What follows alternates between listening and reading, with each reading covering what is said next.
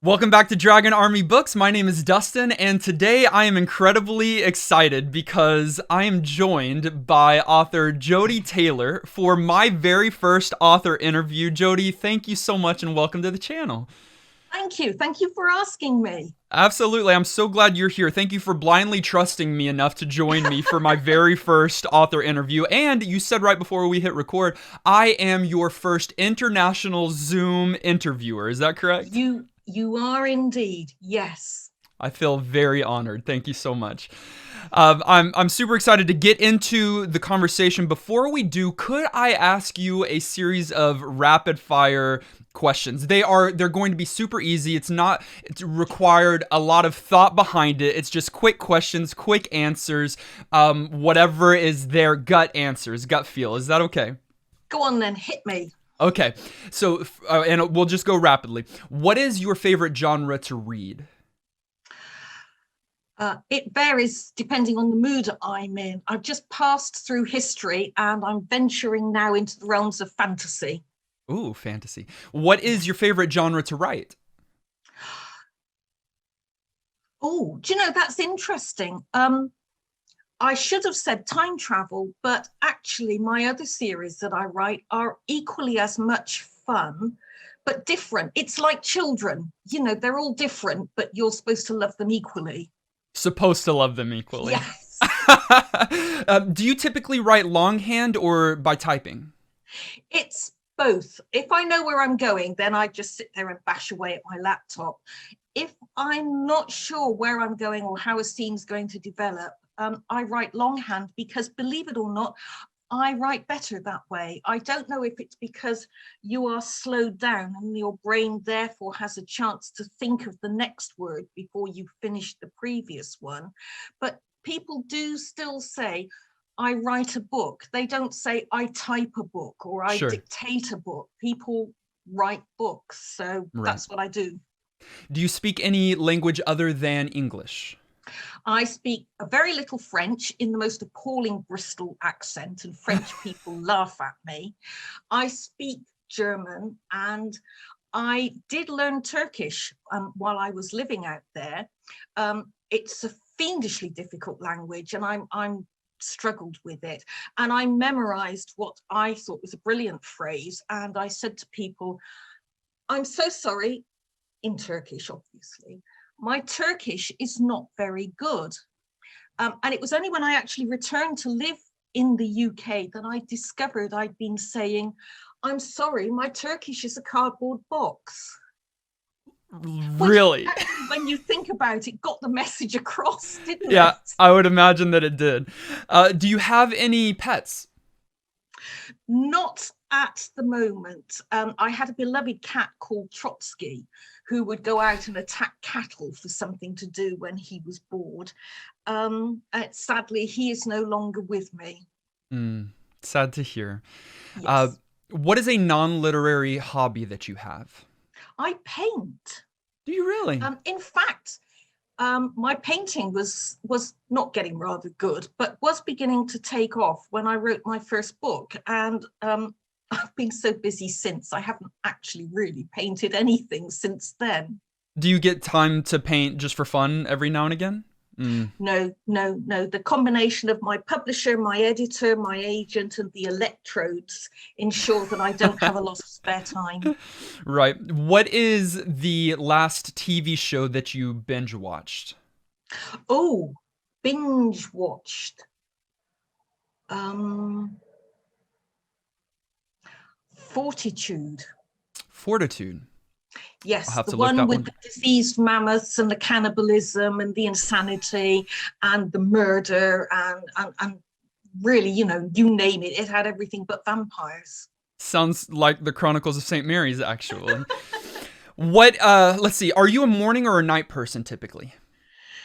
This is interesting. When I worked at a proper job, nobody would come near me until I'd had my second cup of tea because I was generally reckoned not to be a morning person. But interestingly, I write best in the morning, Okay. Okay. And which is is it weird. true? Is it true that you write from bed, or is that old news? You just had to tell people, didn't you?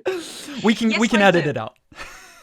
Yes, I do. As I say, I write best in the morning. So whatever unearthly hour I wake up, because the brain never stops. Sure. Um, and I make myself a cup of tea, go back to bed, and work away until either somebody rings the doorbell or telephones me, or 2 days later tells me it's time to get up. Right. What is one of your favorite books? Um, Oh, I hate this because I always prepare a list in advance that makes me look intelligent and thoughtful. And then people ask me and I can't remember a single thing. Um, Off the top of my head, I'm just looking at my bookcase, I would say anything by Terry Pratchett. Okay, absolutely. What is one of your favorite movies? Don't laugh, I'm tremendously shallow and superficial. One of my favorite movies is Tremors with Kevin Bacon. That's Um, fun. I don't know why. I just love that movie. And I love The Martian. I always cry when Matt Damon blows up his potatoes. And I'm quite fond of We Bought a Zoo. So, take what you can from that. That's great. What is your favorite St. Mary's book? Oh, we're back to the children again, aren't we? We're going that direction. I think the sixth one, What Could Possibly Go Wrong? Because the plot is fairly simple and was mapped out in my mind before I started. So I literally just sat down and wrote it, and it flowed. It fell out of my pen. I just really didn't have to do anything. So I've always liked that one. That's nice. And then, other than Max, who is your favorite character in the Chronicles of St. Mary's? Ooh, um, I think Markham obviously has got to be in there Sure. somewhere. Um, and I'm becoming extremely fond of two fairly recent characters I introduced, Small Hope and Pennyroyal, the bounty hunters, recovery agents. Right. It seems like you're setting them up to have a big future in the universe. That there's going to be more to them because I know you started, or I know they showed up in one of the short stories already, and then they showed up, and then the newest Time Police novel. They did, yes. And I've seen them a few different places, and so I'm watching them. Okay. And they're a very useful bridge from one series to the other. Right, right. So that is the conclusion of the rapid fire questions. Great answers, all of those. Did I pass? Oh, absolutely. Absolutely. It was great to hear every single one of those. But now on to the real questions, okay? The quote unquote real questions. So I want to start with this. Jodi Taylor is your pen name, correct?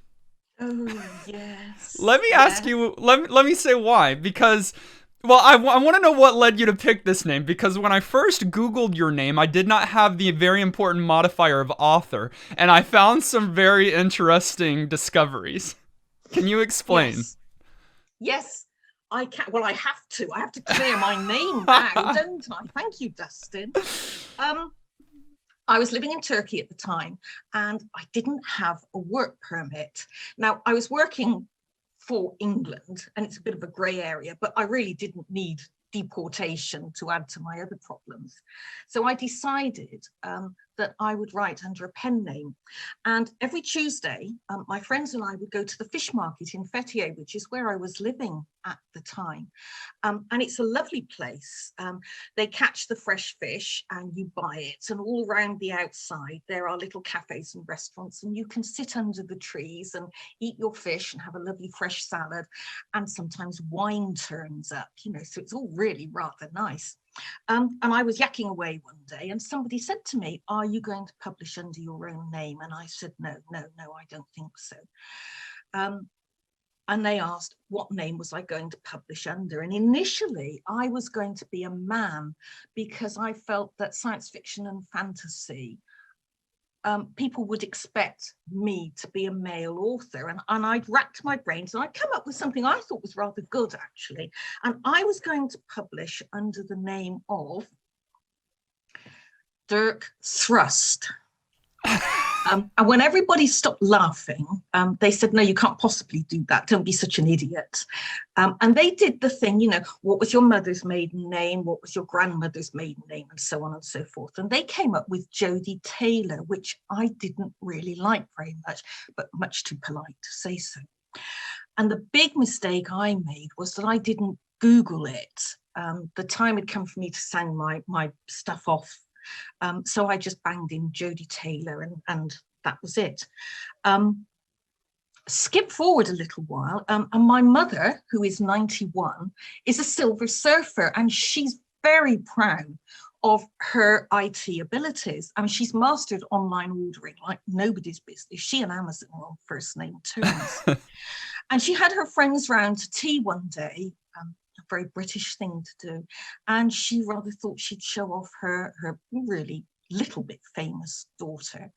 And she banged in Jodi Taylor exactly as you did, without the qualifier of author. And up came the website of the, I'm sure, very charming lady. There was a moment, apparently, and one of my brothers had to be called in to save the afternoon. And apparently it was all my fault. I was 2,000 miles away, but it was all still my fault. Sure. Oh no, you had to explain a lot to explain there. For those of you that are not quite following, I believe there is a Jodi Taylor who I think at this point is a retired porn star, and so that is not. There is a difference between her and the author that we're talking with today. I didn't want to embarrass the poor lady by actually stating her profession. I'm sure she's lovely. Oh yeah, absolutely.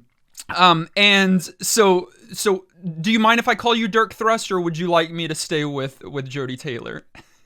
I've grown accustomed to Jodi Taylor, but I am keeping Dirk Thrust in reserve for a future, right? For yes. maybe different genre. Yes. Love it. Okay, so your publishing journey was unique. Can you give a glimpse into what led you to write your first book, but then a little bit about how it all began and how you got to where you are today? Okay. I left my job. I was in local government for years. My future was all mapped out in front of me, and none of it was very exciting. And I was offered the chance to go and live and work in Turkey. So I chucked everything up, sold the house, sold everything, and trotted off to Turkey. Worked there for a couple of years, had a great time. And then I retired. And I've worked hard all my life. And no sooner did I have a genuine, legitimate opportunity to sit around and do nothing all day long. That happened for about 3 weeks, and then I got bored.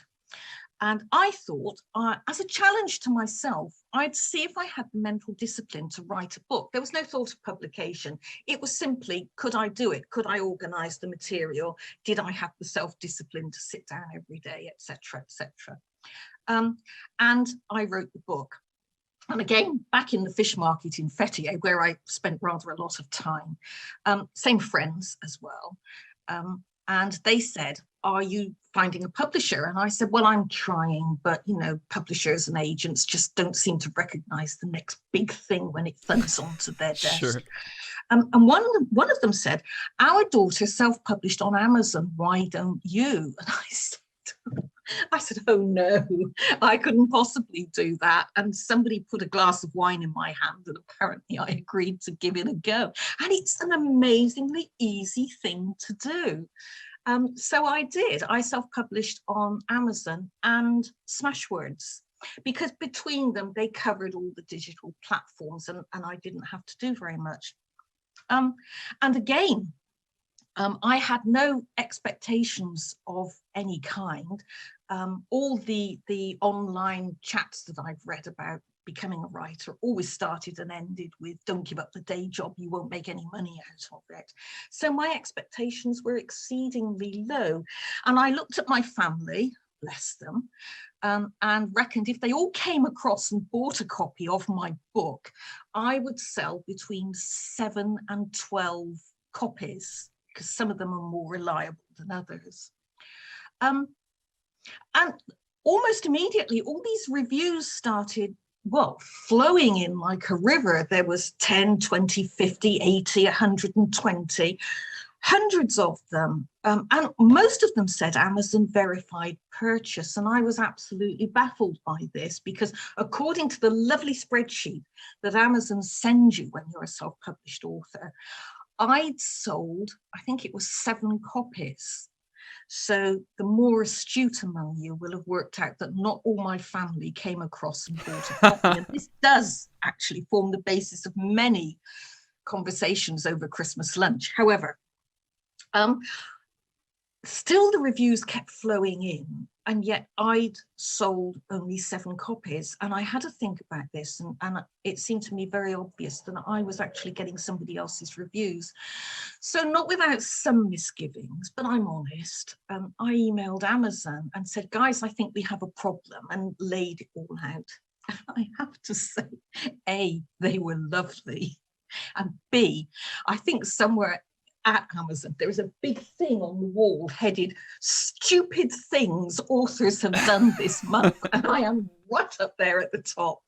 And in words of one syllable, they said, "You're not reading your spreadsheet properly." And I was really rather cross about this, because in my last job, I was spreadsheet queen.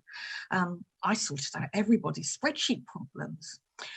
So rather huffily, I brought up my spreadsheet, and I wasn't reading it properly. I'd made the basic rookie error. I hadn't scrolled across far enough. Seriously. So I scrolled across and across and across, because they're big things, you know. And there in the bottom right-hand corner was the number of copies that had been downloaded. And it was about 65,000.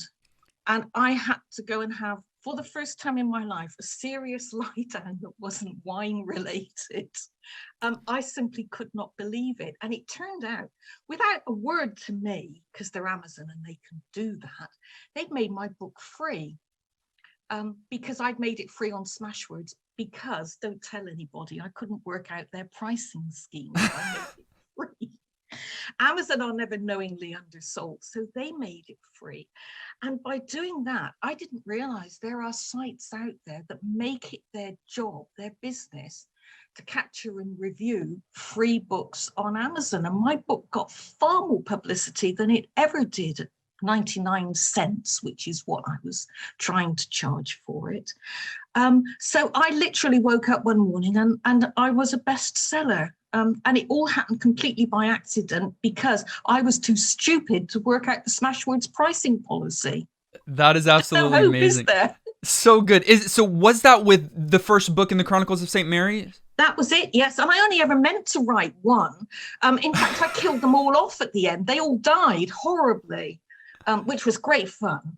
But I was persuaded to rewrite the end. And now, today, I'm working on the 14th Chronicle of St. Mary's. Right. So 14th mainline series, Chronicles of St. Mary's. But don't you have over 30 different entries in that series, between short stories, even some blog posts that kind of work there? You've got a lot in there.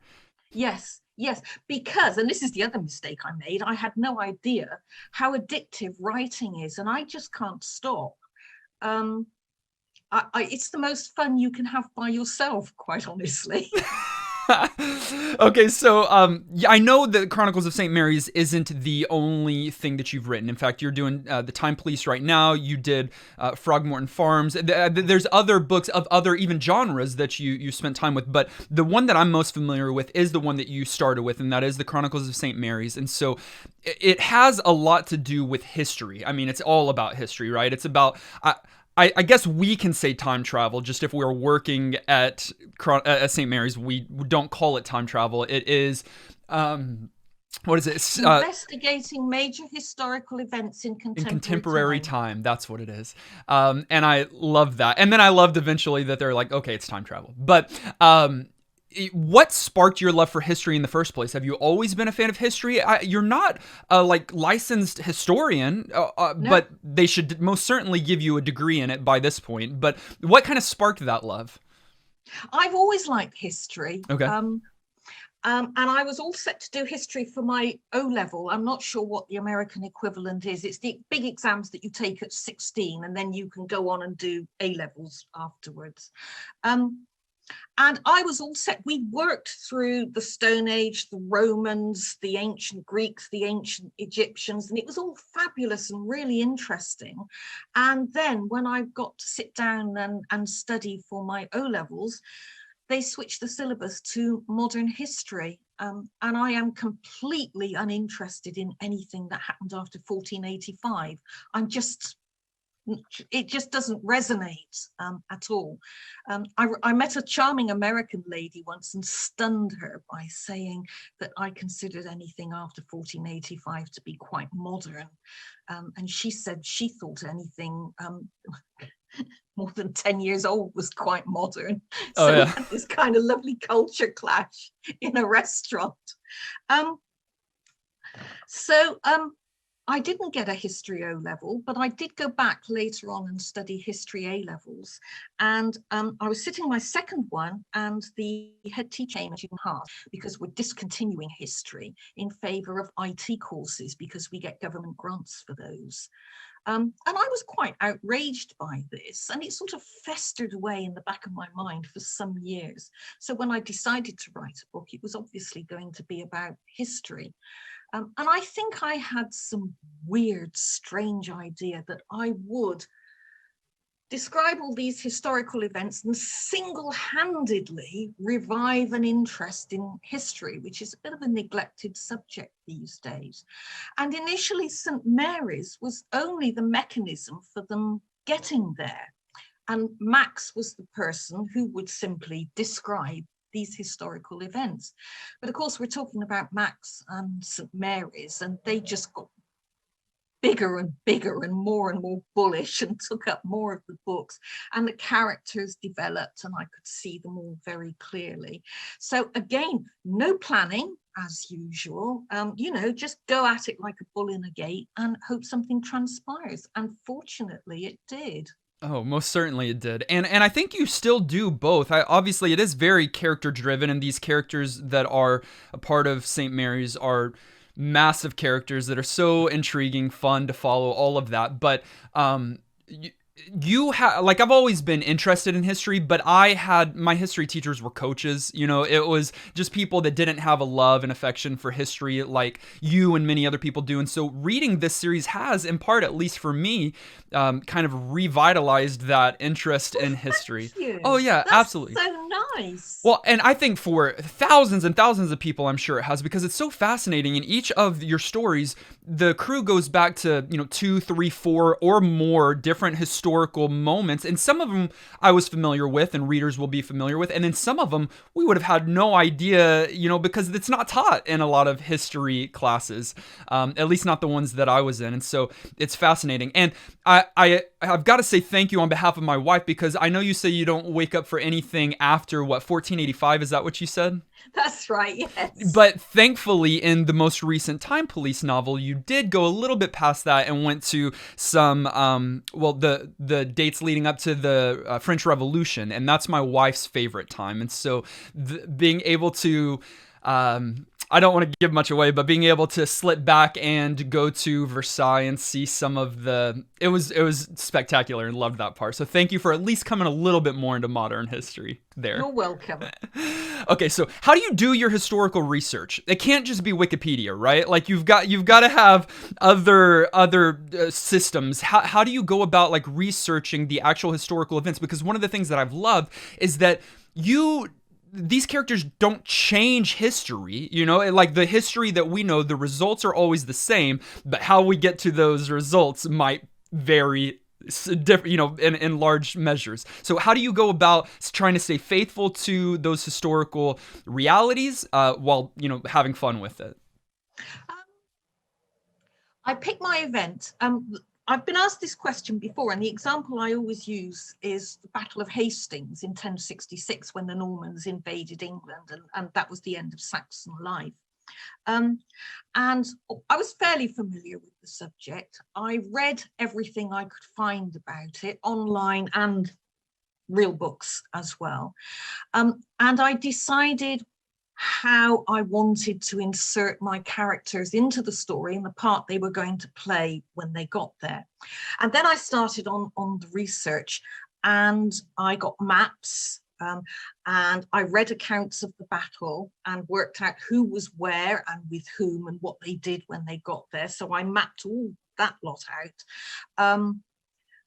I studied the terrain. I decided where I would put the pods and what they would see when they came out of the door, what they would hear, what they would smell, what they would feel. I described the battle itself and the aftermath. And of course, they can't just observe. There's got to be some reason for them to go out there and very nearly get themselves killed horribly. And there have always been rumors that King Harold actually survived the battle, that yes, he had the arrow in his eye, but it wasn't fatal, and that he wasn't hacked to pieces by William on the battlefield. Edith Swanneck actually rescued him and he escaped and lived abroad on the continent for the rest of his life. So that's how I inserted my characters into the story. And at the time there was paper everywhere, and I'm here in my little office corner, and there were post-it notes all over the windows and all up the walls. And yes, that's more or less how I set about it. Yeah, that's wonderful. So you're obviously such a fan of history, and you even named a few historical figures and characters there. Is there a particular historical figure that you feel is misunderstood in history? Someone that's completely misunderstood? I think there's several actually who are not as they are presented. I always think Helen of Troy is grossly overstated. The position of women in the world. Greek princesses, if you read Homer and Herodotus, got kidnapped all the time. It was practically an occupational hazard. And I find it hard to believe that they would have gone to war for something as unimportant as a woman. They would have just said to Menelaus, well, get yourself another wife, for heaven's sake. Look, there's one over there. And they certainly wouldn't have stayed away for 10 years because the threat to their own livelihood would have been immense. So I always think that she's a little bit overrated. Somebody who's underrated, I think, is King Charles II, who was the king who was invited back after the big mistake that was Oliver Cromwell. He was actually, he played an airhead, but he was actually quite an astute politician and very well aware of the precariousness of his situation, which is something his brother failed to do, which was why he got chucked out. And another one I think tremendously underrated and badly presented by male historians is Cleopatra. Many male historians seem unable to come to terms with the fact that she was actually not a sexy vamp, but a politically astute, very intelligent woman who was easily able to hold her own with the Romans, Julius Caesar and Mark Antony. I'm sure if I delved more deeply, I could find a lot more. And I think we are slowly beginning to look at our perceptions of famous historical personages all over the world and look at them in more depth. Right. When someone retires, I believe this is correct me if I'm wrong, but when someone retires from St. Mary's, from working at St. Mary's, I don't know if it's legally or but they get to choose their last jump. That's kind of a theme right now, I believe. It's something a kind like of that. perk of the job, yes. Okay. If you were on staff at St. Mary's and you were retiring, what would be your last jump? Oh, I think Troy. I Okay. want to see what happened at Troy. I don't think there was a wooden horse. I don't think there was Helen of Troy. I think it was just a long, on-off, very bloody battle. But I would like to go just to check it out. And the other place I'd like to go is Carthage. Did the Romans actually sow the ground with salt after they torched the city? That's something else I want to know as well. Love both of those. You have rules, either you as an author, but you've also brought them into the world as well, of like where they can't jump, or that they can't jump to the same place that they've already been because really bad things will happen, as we've discovered recently. Do you have some other rules that are either for yourself or for the characters of where they can and can't go? I wanted to stay away from religion for obvious reasons. That wasn't something I was going to get caught up in at all. So it made sense to me to say, right, no, well, we won't visit any religious sites at all, not just Christian sites, but any of them. Right. You can't be in the same time twice is something I made up, because otherwise, if something goes wrong, you could just go back and do over again. And where's the jeopardy? Sure. And actually, the risk of running into yourself is a theme throughout the books, and it was very useful for dealing with them and getting rid of a major character whose name I will not mention because of spoilers. Right. Okay, so speaking of spoilers, spoiler free here, but I've got to ask, you've hinted near the beginning that Markham, you mentioned him earlier, had a mysterious past, or there's things about him that we didn't know. And then just recently you granted us with a reveal. And did you know from the beginning this, or was it something that maybe developed over time? I had no idea at the beginning. I think we've sort of established that I was fairly clueless at the beginning. You killed them all. I did. I killed Markham off halfway through the book. When they got stranded in the Cretaceous period, he never made it back. He died bravely, defending everybody else. But he didn't stay dead, and he appeared slightly in the next book, and then a little bit more in the book after that, and a little bit more, and he just kind of grew on me like fungus, I think. And I couldn't leave him alone. And round about book 5, 6, 7, I started to think, well, I'm going to have to give him an identity. You know, he knows all this history. He's better educated than everybody there. He's got all these hidden talents. Who is he, and how has he acquired all this? So I wrote it all out, because that's a great way of clearing your mind. And sent it off to my editor saying, what do you think of this? And confidently expecting that I would get back, oh, this is utter rubbish, you can't possibly do this, to such an extent that I had actually written a version B where he was somebody completely different. And she came back and said, oh, no, that seems fine, that's okay. So I quickly wrote it before anybody changed their minds. Perfect. I love where it ended up, by the way. I think that's a lot of fun. So to be honest, the Time Police series is relatively new. You're only 2 books published into that. Is that correct? Yes, I've just sent the 3rd one off. I'm working through the edits now. Okay, fantastic. So, when I first picked up Time Police, when you first came out with that, I expected it to be more of the Chronicles of St. Mary's, just from different perspectives, because it is set in the same world, same universe. It's sharing some of the same characters, but after reading the first 2 books in that new series, I can patently say that you are exploring different things, and they are different stories, and it's quite refreshing. They're both time travel, right? But they're from very different angles. So my question is, what do you hope to do differently with the Time Police series that you aren't doing, or things that you aren't exploring with the St. Mary's series? Well, because, and again, I think we've established I don't plan ahead. I didn't plan ahead for the St. Mary's series at all. And I have tied myself in some knots occasionally, or painted myself into a corner with rules and arbitrary things that I've decided. And with the Time Police, I find it quite refreshing to have an organization that doesn't have to worry about authentic costumes, doesn't have to worry about discretion. In fact, they don't want discretion. They want everybody to know that now the Time Police are here, right, the situation will deteriorate. I wanted an organization that does shoot first and ask questions afterwards. In other words, psychologically completely different from St. Mary's, because I was writing, and I can't remember which book it was. I think it was book 7 or book 8, something like that.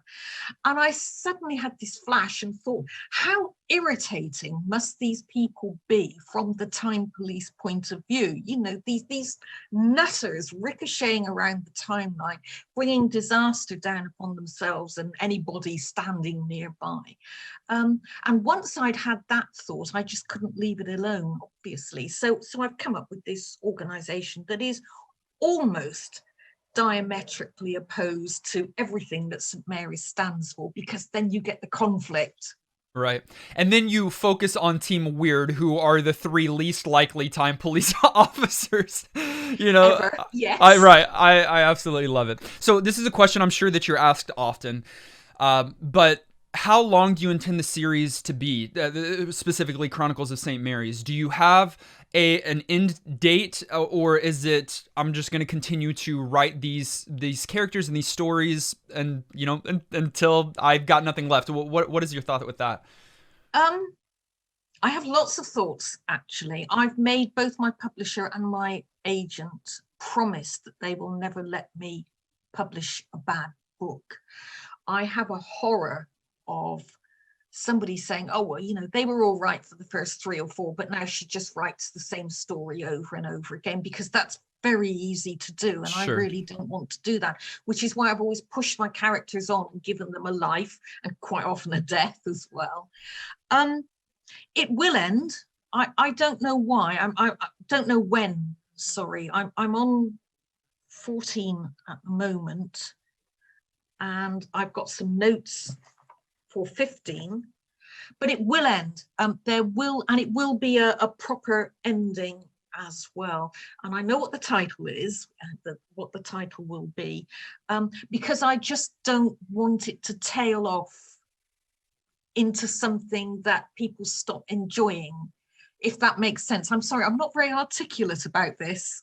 No, it does. It makes me emotional thinking that the story is going to end, but every good thing comes to an end, right? And so I think, yeah, I know that you will handle it completely justly and everything like that. It will be sad one day to say goodbye to these characters, but I'm excited. I'm all about story, and so a beginning, middle, and end for the full arc makes complete sense to me. So I love that. You put out an impressive amount of content each and every year. At least in the Chronicles of St. Mary's, you try to do, and you have been at least releasing one of the core books, a short story around Christmas time typically, and then you've got these other series that you're also working on. So you're at the very least putting out 2 books, if not 3, maybe 4, sometimes a year. There's 3 out this year, three so far, and a short story at Christmas. Yeah. What strategies do you implement to keep yourself focused and writing like that? I don't have to.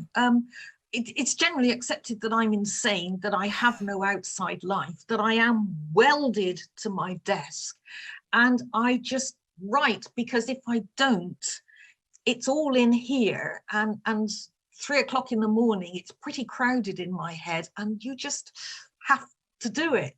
Sorry, Right. I'm driven. Has lockdown and the state of the world over this past year, has that increased has it affected your writing process in any way? Has it increased what you've been able to produce? Has it decreased? How has it affected you? It's increased my productivity. I've got 3 books out this year that I Right. wrote last year. It's increased my waistline no end, because I haven't taken any exercise. It's grown my hair. I've got lockdown hair as well. I thought, actually, this is quite interesting. I thought I'd be able to handle it, because I'm quite a solitary person, and I've got my desk, and I've got my laptop, and I've got my books, and I don't really need much else, I thought. But just these last month, 6 weeks, I'm beginning to feel the strain a bit, and I'm not actually licking the walls at the moment, but sometimes I don't feel very far off, because I haven't been able to see my family. I've had a granddaughter in all this, that I've barely seen. Congratulations. Thank you. Yes, I think if it goes on much longer, I'm going to start licking the walls and just generally wearing my knickers on my head or something. I wonder if we'll see that in the characters. Are they going to lose their minds as well because their creator is? Yes, because they're also sane and balanced at the moment, Right, aren't to they? begin with. Yeah, absolutely. Okay, speaking of, do you find yourself in any particular character that you write? Do you see who are you most like in this series? Oh, people say, "Oh, you're Max, aren't you?" But I really don't think I am. I'm not as organized as she is. I'm certainly not as brave. My first instinct is not to thump somebody, but to run away, which is the main difference between us. Um, I I'm I've been a PA, and there are bits of Rosie Lee in me and bits of me in Rosie Lee, although I've never actually poisoned anyone's tea. Sure. But I have handed a mug over to somebody I didn't like with a note attached saying, "Don't drink the tea," and then watched him panic. So good. I absolutely love that. I absolutely love that. What advice would you give to aspiring authors out there? Do it. People write to me and say, "I've had a wonderful idea. Shall I go to a publisher now?" And I say, "No, write the damn thing first, because if you don't write the book, you're not going anywhere." And then they say, "Oh, but it's such hard work," which, yes, it is. But people make it difficult for themselves. And I say, why do you start at the beginning? You've got this notebook and you've got a 300-page empty notebook. I never start at the beginning when I write a story. I choose a good, strong scene in the middle and I write that. And then I can move in either direction towards the end or towards the beginning whenever I get stuck. And that's what I do. I don't write my story in a linear fashion. Mostly because I have no control over my thoughts, and I'm writing one scene and thinking about another, and if that happens, I might just as well put my pen down and concentrate on where my mind's going. So I would say to anybody, first of all, write your book. Don't feel you have to start at page 1 and work your way through. Dot about, write what interests you. If you're really daunted, write 300 words a day, which is a page, and writing 300 words is easy. And in a year, 365 days, you've got 365 pages. That is a book. Well done. Right. I found that to be the hardest thing, that if you could simply say, I'm going to write something, if you just force yourself to write something. I've also found that if you do that, you'll get inspired, and you'll probably end up writing more than just what you set down to write in the first place. Yes, if you sit down and say, "Oh, I'm only going to write for 30 minutes," you look at the clock and you've been at it for an hour and a half. Right. So yes, that's a very good tactic. It's so good. So you are now traditionally published, but you started with self-publishing. Would you encourage aspiring authors to start self-publishing, to go the traditional route, to do some kind of hybrid? Do both. Do both? I went down the traditional route to begin with and got absolutely nowhere. And I know it's very fashionable to knock Amazon and say, "Oh, they don't pay their taxes and they bully people, etc., etc." But if it wasn't for Amazon, I would never have been published at all. So they did me a great favor, and they were very helpful while I was self-publishing as well. People can do both. I self-published, my book did well, and a publisher found me. So that was my route in. And then from there, I got trafficked to a bigger publisher. And now here I am today. So yes, swallow, take a deep breath, and self-publish. It's scary. It is very frightening to hit send and realize that you've just put your book out there for people to critique, read, criticize, run down, enjoy, whatever, because you've exposed a little bit of yourself, and that's actually quite frightening. Even now, publication day, I spend a lot of time behind the sofa with a mug of tea. Right. Oh, that's such good advice. What are you currently working on that you can tell us about? I am currently, what am I doing at the moment? I am working on the 14th St. Mary's book. I have notes for the next Time Police novel. I am editing Long Shadows, which is the next Elizabeth Cage novel. I'm about to edit The Toast of Time, which is the Christmas short story. And I've had an idea for a couple of things to do next year. I very badly want to write another Regency romance because I have lots of ideas there. And I've got rather a neat idea for a thriller as well. So, and I am aware of the irony, there is just not enough time in my life. That is so many different things, but I love it that we have an endless amount of Jodi Taylor content to come out in the next few years. So Another Time, Another Place, is that what you're working on, or have you already sent that in? That's out next month, 16th of April. Okay, is that what's out next? from you? Yes, that's the next one. And then Long Shadows, the Elizabeth Cage book, is out in August, and Saving Time, the next Time Police novel, is out in October, and then The Toast of Time is out at Christmas. Okay, well, you heard it here. Get every Jodi Taylor book, and you've got an endless supply coming your direction. Jodi, thank you so much for joining me for this interview. I hope you enjoyed it. I sure did. For all my viewers, seriously, go and pick up, if you have not yet, the Chronicles of St. Mary's. You can start at the beginning. In fact, where would you encourage people? Is it just start at the beginning, just one damn thing after another, or Time Police? I would start with that one. About halfway through, I wrote a prequel, because I'm dim and do things in the wrong order. Don't start with the prequel because the jokes won't make sense. Start with just one damn thing and work your way through. And in the prequel, aren't they all color coded, names, like secret names too? So you're not even gonna know who's who necessarily. Don't start with the prequel, but start with the first book. Pick up the series, read the entire thing. Go read the Time Police, and while you're at it, pick up any book that Jodi Taylor has written. I am confident that you will not be disappointed.